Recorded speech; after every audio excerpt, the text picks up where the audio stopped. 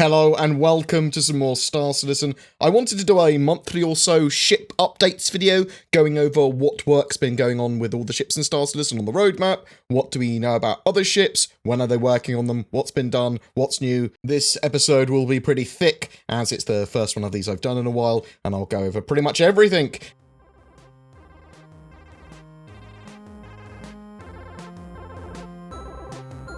I'll very quickly talk about 3.5 before I get onto some more juicy bits. We have the Urza Fortuna, the green version of the Urza Rover, the Hornet Heartseeker, F7CM, Reliant variants, the Zen, Mako, Tanner, and 300i, all for 3.5. The variants of the 300i, so the 350R, the 325A, the 315B, are all planned to be released in the 3.5 branch, but in a 3.5.x patch. Due to the delay of 3.5 Live, though, we could potentially have these variants turning up at the same time as the live build. If not, then expect them soon after. We know that there will be some type of new customization options on the RSI website for the 300 series when these variants are ready. This could be being able to buy them with different paint choices, loadouts, and potentially even different internal options. 3.6 Alpha is planned for a live release at the end of June 2019, and with that comes the Vanguard Warden. That's getting a much deeper rework than we originally expected, with everything from its cockpit chair back getting some work apparently. All the Vanguards will be getting the Hoplites ramp, and the main central modules will be drastically updated. One of the main reasons for this is to make the Vanguard relevant and useful, as previously they didn't quite fit in the verse. But obviously we've got a new flight model and lots of other stuff going on as well, so expect them to be suitable to their role, which is sort of like that long-range heavy fighter, pretty high DPS, really quite tough as a ship. The P-72 and improved P-52 snub fighters are both there for 3.6 as well. The P-52 sees various improvements to the ship, including its landing gear compression getting sorted. The P-72 is the luxury version of the P-52 in white, and it's very pretty and nice looking, with extra fuel intakes, lighter hull for more agility, and it's listed with 4 size 1 weapons, rather than having to have the proprietary sort of Gatling gun that the P-52 has. One of the ships I am most excited for is the 890 Jump. It's reportedly now 195 plus meters long, and this makes it a massive beast of a luxury ship. Over the last few months, we've seen various parts of the ship, its atrium, its cargo bay, its externals. It's supposed to have 2 bridges, a spa facility, a bay for an 85X or 2, and various luxury guest rooms. We also have the Banu Defender in the 3.6 patch that was actually pushed back from the 3.5 alpha. They needed and wanted some extra time to get the aesthetic and look of what is the first Banu ship we're going to have in game, and the gold standard for the rest of the Banu ships going forward, just sort of like right and correct. That style being organic tech hybrid, metallic-y, greeny blue, bronzy colours, and a slight Geiger feel. The ship has 2 pilots that share the control. We will have some synergy with the Merchantman, and the ship is supposed to be this long-range escort fighter with those tachyon singe cannons as standard. It will be interesting to see how it fits into the game's meta with other dogfighters once it's released. 3.7, so this build is planned for live between September and November time, based on CitizenCon and how they want to do the penultimate release for 2019. We will see the Vanguard variants, the Harbinger, missile-centric heavy fighter, and the Sentinel E-War version in that patch. These, as discussed earlier, have had a bit of a reconcepting to make them more relevant, getting that hoplite ramp, things like that. The Drake Cutlass Red, which was hangar ready but not flyable, has been getting a rework for a while now, and at least some of the same treatment as the Cutlass Black. Its role is medical, search and rescue, so expect its internals to reflect that. Think of it more of a sort of like ambulance more than anything else, and suitable for those search and rescue missions and picking people up and transporting them. And we're not going to have much in the way of medical gameplay in 3.7, but we will be getting more and more in each patch. 3.8 Alpha, this is the last planned release of 2019, coming towards the end of December. The Prowler will be the first Tavaran ship in game. This is one of the sort of like technically superior reproductions of the ship with some improvements in lore anyway. The Prowler is a stealthy, agile dropship suitable for ship-to-ship, ship-to-station, and ship-to-ground deployment, being able to get in and out potentially entirely stealthily. It's got lots of other little bonuses like an air shield allowing the doors to be open, but the interior not exposed to the elements or space, but people can then jump out of it. It's going to be the gold standard for those Tavaran ships if we get any more, so bear that in mind. Very much looking forward to the aesthetics of that ship and what that brings for the Tavaran future ships. The Cutlass Blue, again, like the Cutlass Red, the Blue is getting a rework with its getting it into a flyable state, but a quarter later than the Red. This is a much more armed and armoured version of the Cutlass Black. It originally had all of its cargo taken up by cells for bounty hunting, but I'm hoping that it will at least have some cargo space now, or the ability to take out the cells in the future, if indeed it still has some. I mean, it's a police ship. You'd want somewhere to store stolen goods you'd repossessed or reclaimed or whatever. The weapons and armour of any indentured guests you may have captured aboard.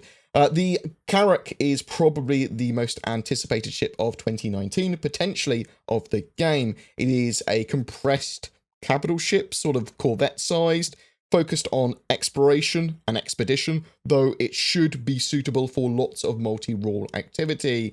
It has a drone bay, medical bay, and bedding for its crew, of which it can take 6. It's likely to be very popular, and it's got a lot going on for it. Lots of facilities on board, lots of ways to map and find things, but can be run easily and manageably by a small crew. I suspect it will be the first foray into larger ships for a lot of crews before moving on to a capital ship. We've seen quite a bit of the externals for the Carrack now and some of the internals. We've seen a good amount of work to its grey box over the last few months. Once the Carrack is complete, the team there will be moving on to the Banu Merchantman. The Merchantman doesn't have a place on the roadmap yet, but neither do a lot of the ships that they are going to be working on. They're going to be worked on even if they don't appear on the roadmap. And this is going to be using the Defender and the updated style guide for the Banu based on the Defender to develop that ship and help build it out. There is currently no date for when the Banu Merchantman will be completed. We know that there will be shops on board the ship. Half the ship will be for customers and commerce. The other half will be for the crew. It's a trade ship more than a direct hauler, although it's got a good cargo bay for hauling as well. There are beds near stations with the intention that the crew sleep where they work. Things like that. It's quite an interesting ship. It's also pretty massive, and we know it's going to be able to land on a lot of planets and dock with a lot of stations, land on those landing pads there too. The Hull C is a dedicated cargo freighter, but it also represents a lot of tech coming together. Multi-grid physics tech, working, morphing animations and changing physics. The ship needs to be able to expand and contract, and when it's expanded in its expanded mode, to have its spindles being able to take cargo pods attached to it. So we need cargo 2.0 as well, so we can have different size cargo containers and large cargo containers rather than lots of small entities. One of the reasons that it is planned for 3.8 as well is that they require ship-to-station docking to allow for the ship to dock and load its cargo, buy cargo, stuff like that. 3.9 stuff. So the first major release of 2020 is 3.9, and that's coming at the end of March that year. And to start with, we get the Vulture light salvage vessel. That's Cutlass-sized sort of industrial ship. As salvage version 1 is planned for 3.8, it's expected that the ship will have the salvage mechanics when it's flyable, and it's going to be the early mechanic implementation for salvage, so expect something like mining, but for stripping the hulls of ships. It might only be certain ships that you detect, but it might be all ships. I'll have to wait and see. Once we have physicalized components, we'll also be able to remove weapons, systems, and items from ships by hand and bring them aboard too. The Constellation Taurus has made its way back onto the roadmap too. This was supposed to be just a cut-down version of the Constellation originally, but it seems to be a bit more cargo-focused and have some structural differences to some of the other constellations. So under where its bottom turret would be, instead of that turret, it's got like a hidey hole for cargo. It's obviously going to have some changes that warranted it taking a bit of a longer time to get out, is what I'm saying. The Squadron 42 roadmap. So Squadron 42 has details of Vandal ships, but also human capital ships and a couple of others as well. And they are going to be ready for the single-player campaign in 2019 for the most part, unless there's any further delays to them. We don't know where these ships will fall in regards to the persistent universe, though. The Vandal ships may well be added to Vandal Swarm and things like that. Others, they might need a good amount more work to get them into the persistent universe because they require different components, physicalized components, getting them working for multiplayer, lots of different things. Q2 has the Cydnus Spider Miner, which is the large human mining vehicle, as well as the Vandal Cleaver Boarding Claw. Q3 has the Mighty Aegis Idris M frigate and Javelin Destroyer. The Idris M is the military version of the Idris used for the campaign, so the more common P is likely going to take a bit more work. The Javelin that players are likely going to be using as well in the persistent universe, once we get it, is going to be a stripped down version of the one in Squadron 42, at least not having all of its military gear as far as we are aware, although anything could go in its first iteration. Q4 has the Vandal Void Bomber, Vandal Driller, Vandal Kingship, Vandal Stinger Heavy Fighter, Vandal Hunter Corvette, a huge amount of Vandal ships, basically, but also the RSI Bengal Super Carrier. Now, this is something that I do not expect seeing in the persistent universe in any time in the short to medium term, just because it's so super massive. No one's had the ability to buy one. We might see a destroyed one, something like that, but it's very much a Squadron 42 thing at this stage. We will see them eventually in the persistent universe, though. Capital ships. There are some tech requirements for the persistent universe to have capital ships. So, server-side object container streaming, a variety of server optimizations, potentially full persistence and or server meshing. Capital ships are so massive that they require large crews, so we need servers that can support these highly detailed massive ships, but also higher server caps for players, so that we can have 100, 200 players, places to spawn the ship, the ships to be made appropriate for the persistent universe. A carbon copy of the military versions of the ships from Squadron 42 wouldn't be appropriate, although we could see that in testing. The ships will still need to have swappable components and weapons, something that Squadron 42 doesn't need either, as well as potentially the player might not ever need to fly or participate in the consoles in Squadron 42 when it comes to these capital ships, so they might be semi-faked and require a good amount more work for the persistent universe, so please bear that in mind. Not a ship, but something I do want to talk about as much as the Carrack for me in sort of terms of how excited I am for it, is the Titan suits. Now, these only appear on the Squadron 42 roadmap at the moment and are pegged for Q4 of this year. They are super heavy armoured exosuits akin to Iron Man armour. They look like they can carry maybe size 1 to size 2 sized ship weapons sort of thing, although they might have their own sort of style of weapons or specific to the Titan suits. They aren't on the persistent universe roadmap yet, but they don't require any new tech to get working in the PU as far as I'm aware, and I would expect them in 3.8 or 3.9 most likely, but it could be that the Titan suits that we see in Squadron 42, the ones they've got planned, are just for NPCs at that stage, which would mean they probably would need a bit more work before they get into the persistent universe, so citation needed. Beyond the current roadmap, the Mercury Star Runner will be the first of the Crusader brand ships to be worked on for Flyable. It will act as the gold standard and help with the style guide for the other Crusader ships. And it's expected, at least by me, to start work on that Star Runner late in 2019. Once this is complete, they will move on to the other ships from the Crusader series, most likely the Hercules Starlifter, whether that's just going to be the C2 transport, so like base version, or if it's going to be all of the variants, the M2 military and the A2 gunship. We won't really know until they start working on it and tell us more, but it's sensible for them to do them all at the same time if possible. There is some form of Aegis ship being announced on the 24th of August. That is a little far away. There was a newsletter coming out with sort of like a concierge event saying that Aegis are announcing a new ship or vehicle. The Redeemer is going to be getting an entire reconcepting and rework as a focused gunship at some point. So it could be that, though it's rumoured to be an Aegis carrier or capital ship to compete with the Kraken. Again, just a rumour.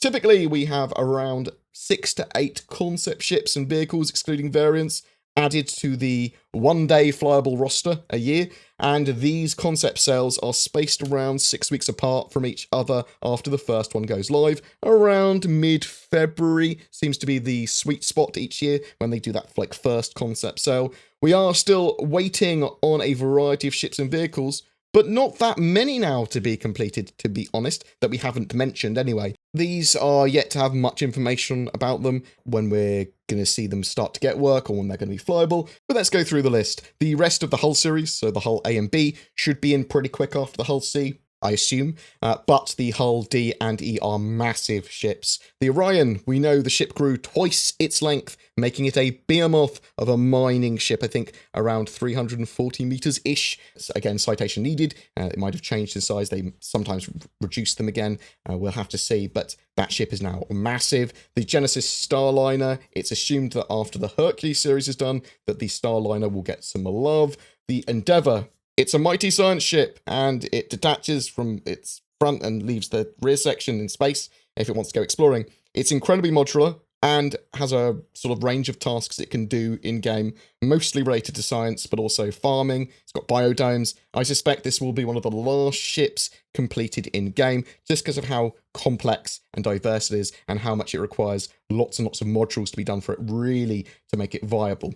However, could be wrong. The Crucible repair ship, we don't know too much about when that's coming in the game. It sounds like it's important mechanically, though. The Polaris Torpedo Corvette, I know it's a favourite of a lot of people. The X1 base velocity and force luxury bike.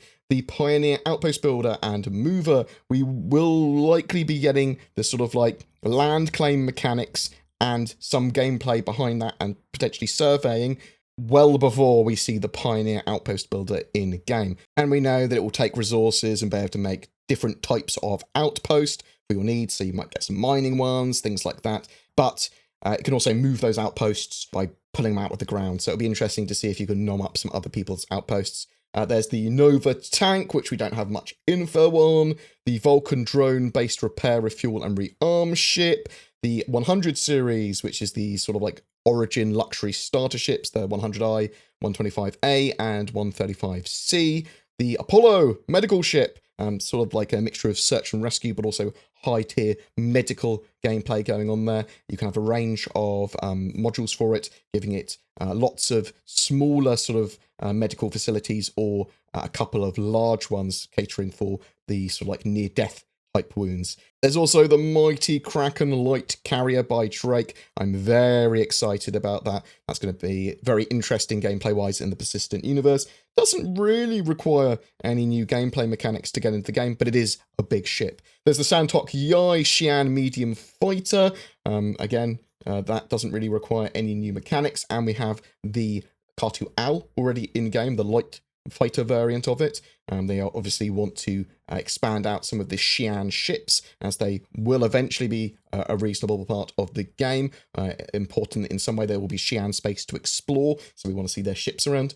There's the Argo SRV, so this is a search and rescue tractor beam tow ship that they got planned. It was the first ship in 2019 to go on to concept. And there's then the most recent concept sale, which is the Corsair exploration ship, Drake's answer to the Constellation Aquila, around the sort of same size internally as a Constellation it looks like, but covered in guns, and it's obviously made by Drake, so it'll be relatively cheap. Very much looking forward to the Corsair. Down below, you can find a link to my ship updates, which will go through all of the most recent concept sales and various other things in a bit more detail for each of the ships, what we know about the Polaris, that sort of stuff in a lot more detail as individual videos. I hope you enjoyed this ship update. If you have any questions or want to talk about your favourite ship or anything that I discussed here, then please leave a comment below. Every month, we have a giveaway for a Star Citizen ship. For April 2019, we are giving away a Drake Corsair with lifetime insurance. It's the new concept ship focused on exploration, and the loaner for that ship is currently the Constellation Aquila and the Buccaneer. To be in for a chance of winning, be subscribed to my channel and comment on any video that I put out during April. Full details in the description below. Need a PC or upgrade to play Star Citizen? Consider Shadow. Shadow is a cloud-based subscription alternative to a gaming PC, and it works with Star Citizen Alpha 3.5 better than it ever has. It leverages the power of the internet to give you a Windows 10 gaming environment potentially anywhere. Check out the links below or go to shadow.tech for more information. Use the code BoredGamer to receive a discount on your subscription if you do decide to try it. I'm not sponsored or paid by Cloud Imperium in any way. This is a Star Citizen news and fan channel that is supported by you, the community. Patrons, donations, subscriber stars, YouTube members, that little join button underneath my videos, all help support the channel and allow me to create regular video content, maintain a website, upload podcasts, and more. If you wish to go that extra mile, it is amazingly helpful. There is occasional exclusive content for those that do as well.